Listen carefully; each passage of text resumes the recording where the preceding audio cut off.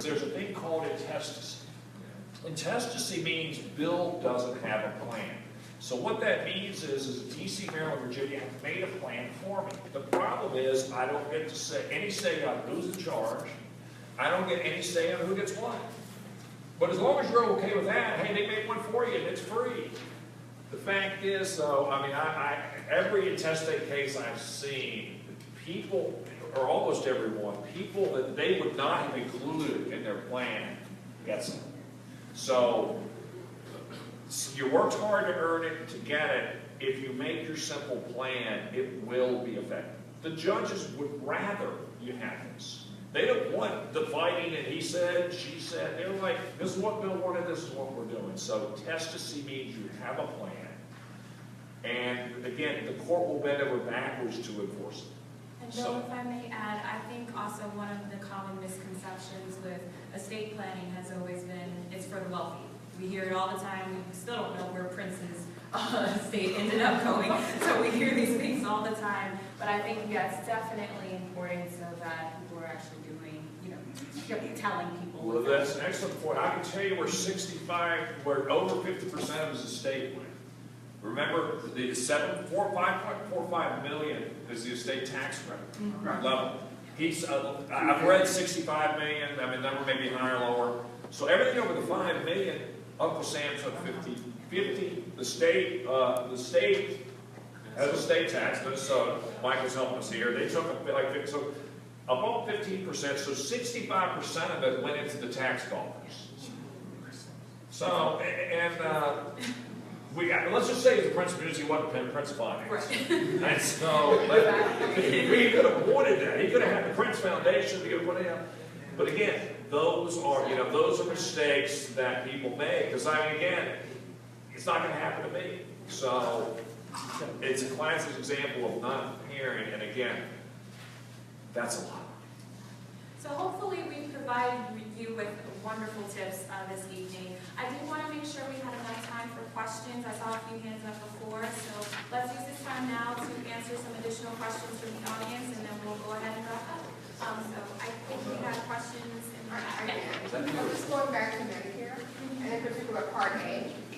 If at 65 and still working and covered by a group insurance plan, since Part A has no premiums, is there a benefit to going ahead to file for Part A while you're still working, or just wait until that window after retirement? Or does it matter? Their GW Law School has a clinic for Medicare, which they have lawyers on staff. And what my recommendation to you would be, call the Medicare clinic, because they will look at your specific situation. It's a cost-free benefit. They got law students, make it work. And they can tell you, very quickly, because that's all they do all day. And it just happens to be a local resource we have, and that, and again, you can Google it up, it's there. It's the GW Medicare Assistance Project. Great. So give it a shot and see what they say. We're actually out of time, but I will make sure that the panelists will stay behind to answer any additional questions you have. But Michael, did you want to add anything? Yeah, so I really appreciate you all coming out tonight. I hope you found it informative. There's an evaluation sheet that Danielle had mentioned. We'd love it if you filled that out. Just do us a favor and tell us what you thought of the night. The other favor is we'd like to do something for you. We'd like to follow up with you after this and maybe sit down and talk about your specific situation if you feel like you could use some help walking through things and how to put your plans together. It's a no obligation conversation where we just have a candid conversation about what you're dealing with, what your priorities are, and it's your opportunity to determine whether there's enough value in what we can bring to the table to enter into a long-term relationship. No commitment, no obligation involved. That first meeting is absolutely free and just gives you a chance to find out what we can help with.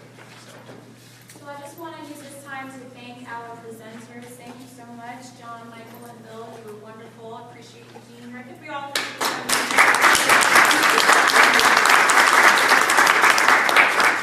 So that wraps up our retirement ready investor seminar. If you have have any additional questions, again, our panelists will stay behind for a few minutes to answer any questions you may have.